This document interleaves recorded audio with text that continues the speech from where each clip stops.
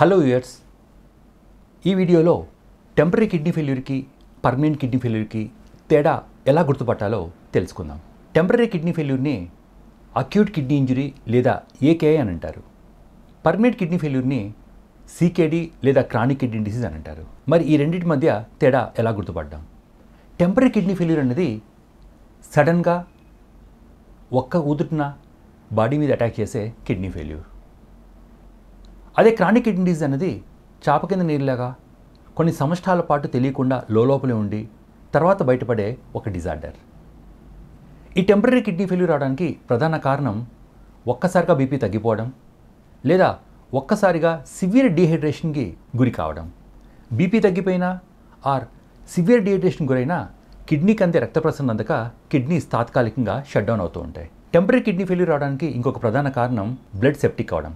అంటే కొన్ని రకాల ఇన్ఫెక్షన్స్లో కొన్ని రకాల బ్యాక్టీరియా బ్లడ్లోకి ప్రవేశించడం వల్ల ఈ బ్యాక్టీరియా విసర్జించిన కొన్ని కెమికల్స్ వల్ల కిడ్నీస్లో ఉన్న ఫిల్టర్స్ అన్ని క్లాగ్ అయ్యి కిడ్నీ షట్ డౌన్ అవడం. ఈ తాత్కాలికమైన కిడ్నీ ఫెయిల్యూర్ అవడానికి ఇంకొక ప్రధాన కారణం కిడ్నీ స్టోన్స్ విచ్చలవిడిగా తయారవడం వల్ల ఈ కిడ్నీ స్టోన్స్ అన్ని కిడ్నీ నుంచి దొర్లుతూ వచ్చి కిడ్నీ గొట్టంలో ఇరుక్కోవడం వల్ల కిడ్నీస్ ఫెయిల్ అవడం.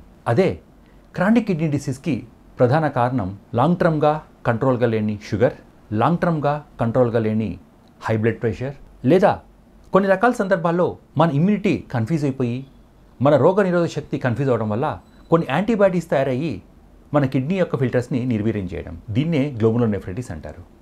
పర్మనెంట్ కిడ్నీ ఫెయిల్యూర్ అవడానికి ఇంకొక కారణం కొన్ని జన్యుపరమైన కారణాలు. For example ADPKD. ఈ కండిషన్లో కూడా రెండు కిడ్నీలో కొన్ని వేల సంఖ్యలో సిస్టులు తయారవడం వల్ల కిడ్నీ పనితీరు రోజు రోజుకి తగ్గిపోతూ వస్తుంది.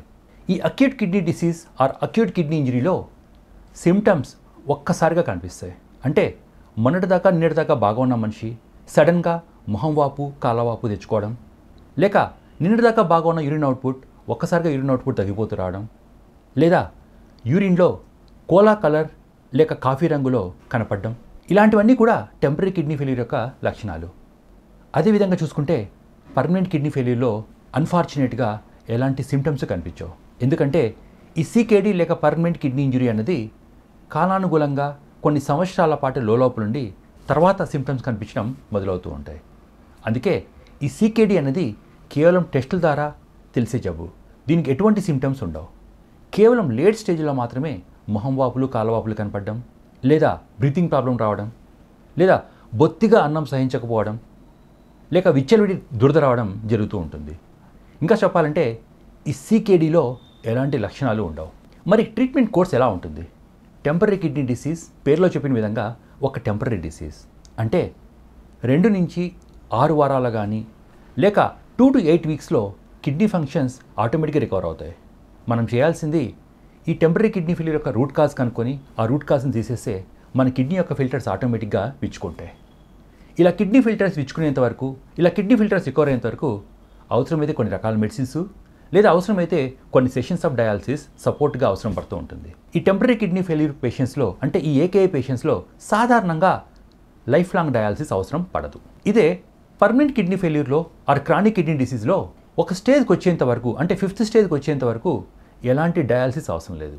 కేవలం కొన్ని రకాల సపోర్టివ్ మెడికేషన్స్ వాడుకోవడం వల్ల, కొన్ని రకాల స్పెసిఫిక్ మెడికేషన్స్ వాడుకోవడం వల్ల ఈ క్రానిక్ కిడ్నీ డిసీజ్ ప్రోగ్రెస్ అయ్యే స్పీడ్ని గణనీయంగా తగ్గించుకోవచ్చు.